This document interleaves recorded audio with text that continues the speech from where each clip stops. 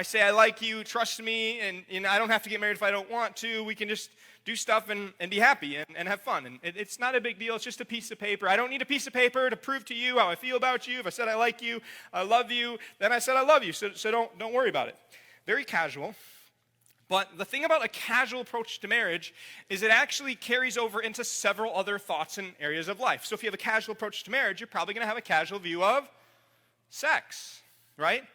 And then you have a casual view of sex, and you maybe would just have this attitude, hey, if two consenting adults agree, then it's okay. We're not hurting anybody. It's nobody else's business anyways. Definitely not my church's or my pastor's business what my sex life is like. You can kind of keep out of that. We're not hurting anyone. Last time we checked, sex feels pretty good, and so I should be able to do it whenever I want, with whoever I want, however I want, because I want. And it's very, very casual. But you got to see, this thought process goes even farther than that. See, you're thinking, whatever you think about kind of evolves in your mind and then starts to create a bigger worldview. And so if you have a casual view of marriage that leads to a casual view towards sex, then you have a casual view towards everything else in your relationship, right? And so with this casual view, you're like, okay, you know what? I really like you. You really like me. We're really committed and all these things. And so, you know what? I bet it would be pretty good if we start living together. And then you start living together, and your whole relationship changes even more and more and more and more. And this is really, really common. Barna in 2017 said that 57% of people acknowledge that they either are or have lived with a boyfriend or girlfriend.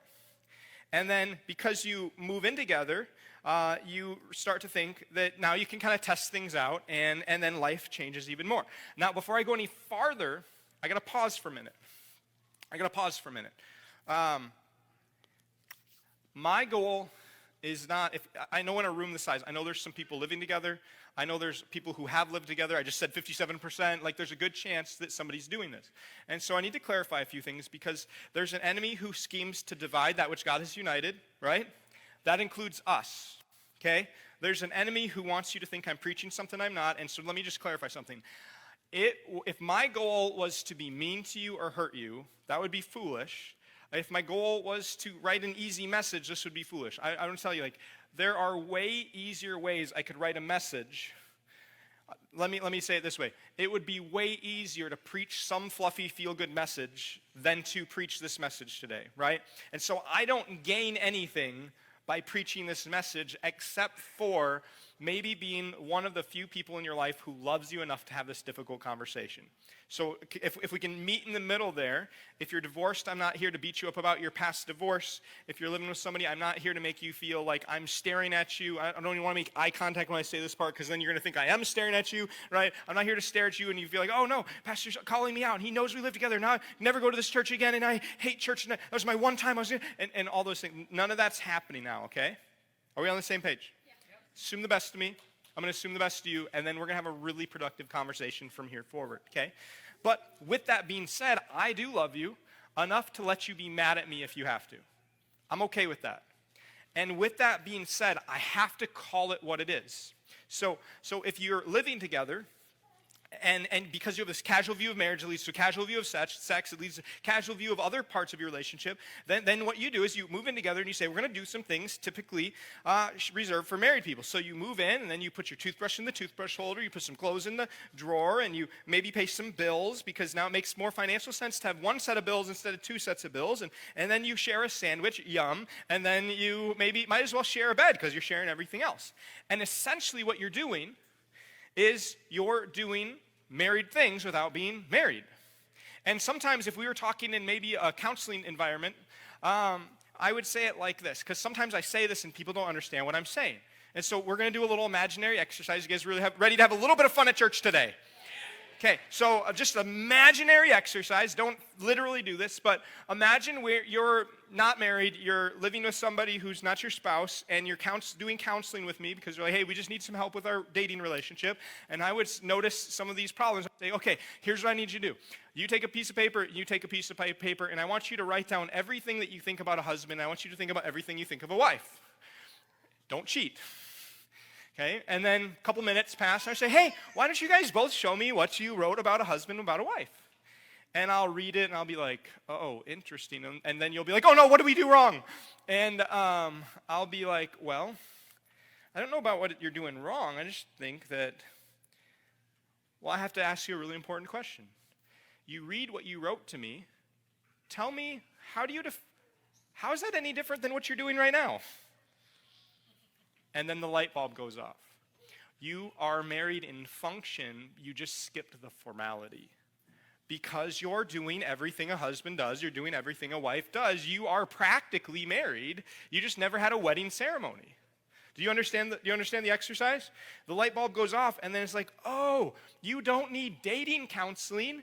You need marriage counseling because you have marriage problems. And suddenly, everything becomes so much clearer. Now, the problem about this is without this formality, because marriage isn't a big deal and sex isn't a big deal, so living together is not a big deal, then when things don't work out, what do? Well, you take your toothbrush and you take your clothes and you stop paying the bills and you take half your sandwich, because that's your sandwich, daggone it, and you move out and you move along to the next relationship. And when you move on to the next relationship, because this is how you view relationships, it's not a big deal, you move in together. And then this happens on repeat until you finally find that one person. You know what I'm talking about? That one, all the love songs on the radio make sense. And oh my gosh, this one's so different. I know I said that last time, but this time really is the time. It's so different. I know I said that the time, no, this one is so different. This is the one. So you do get married in formality. You have the wedding ceremony. You do all the things. And then opposites attract, and then you get married and opposites attack. And suddenly things get complicated. She squeezes the toothpaste in the middle of the tube like a psycho. And you never put this toilet seat up. I said up for a reason, because you're one of them guys, and some of the ladies know exactly what I'm talking about. It's not about putting it down, it's about putting it up. And he doesn't put the ketchup in the right place. And he doesn't breathe right. Little joke from a few weeks ago. So I'm just going to stop. And then when things get difficult, you say, hey, you know what? It's just time to break it off. We need to get divorced. And I would argue, why is divorce so common?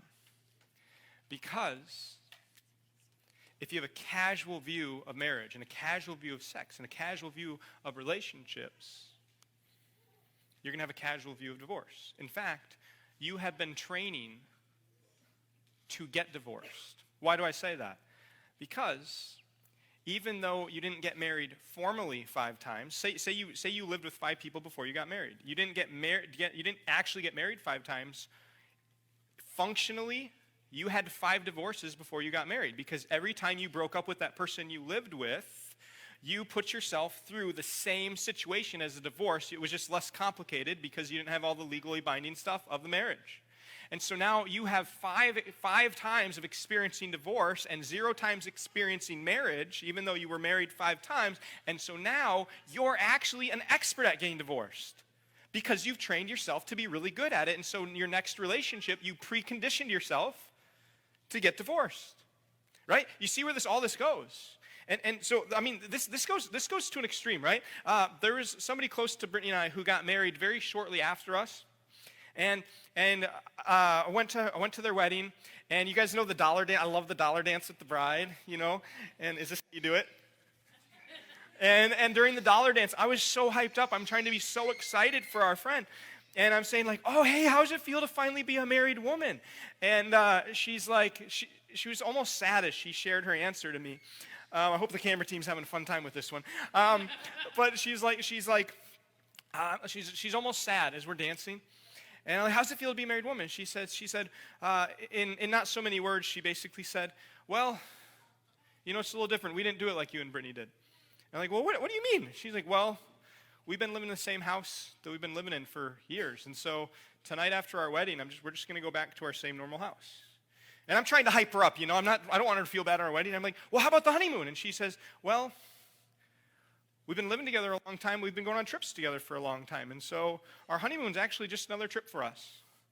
I'm like, oh no, how about, and I'm trying to find something to encourage her, and she says, and I couldn't encourage her, and finally she just kind of had the realization. She's like, our wedding's a special day, but the rest of our life is just more of the same normal. Because she understood on her wedding night that she was already married.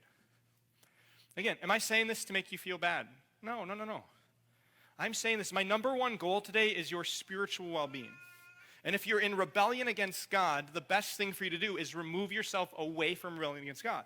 But at the very least, on your wedding day someday, I want to be able to do the dollar dance with you and save you from that painful feeling. At the very least, let me save you from that future painful feeling. And so we have a casual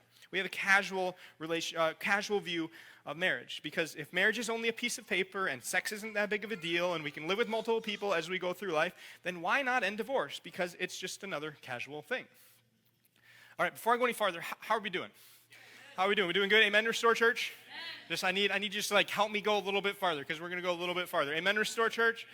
Okay, all right, so then we go from casual to contractual. Say contractual. Okay, it's similar but a little different. So with contractual, if you get married, I want to admit, when you get married in most, if not all states, you sign some sort of contract. You do a marriage license. And I think the marriage license is a good and orderly thing. That's fine. But if your marriage is just a contract, I want you to think about what a contract is.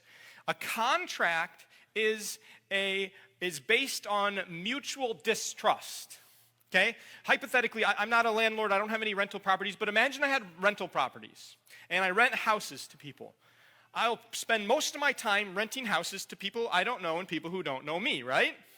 And the contract is saying, I don't trust you because I don't know you, and you don't trust me because you don't know me. And so therefore, what does a contract do? It sets limitations and protects one another's interests on the front end of the relationship, right? It limits my responsibility. The contract, the lease agreement, is designed to limit my responsibility. I told you up front, I fix this, not that. Therefore, if that breaks, that's not on me, that's on you. Our contract protects my interests and it limits my responsibility. If you don't pay, you don't stay, right? That's what a contract does. And a contract, you go a little bit farther. If you had trust, you don't have a contract. You high five or you handshake or you give one another your word because you say, I trust you. I don't need a contract because I trust you. We're in this together as equal trusting partners, right? But with a contract, it's generally temporary. Okay? It means until you pay up or until a certain amount of time expires or until you fail on the agreed upon terms, we're in agreement. But when you don't pay up, don't meet the terms, or the time expires, you're done. And so we have sometimes a contractual view of relationships, a contractual view of marriage. And so we enter marriage as a contract, then here's what happens. As long as you live up to our agreed upon terms, I'm in this. But whenever I feel, you don't even have to do it, as long as I feel like you're not living up to the contractual terms, then hey, I have full right and privilege to terminate the contract. And so we have a casual approach, and then we have a contractual approach, and then the third way, a covenantal approach to marriage. And this is the one I'm trying to instill as a value here today.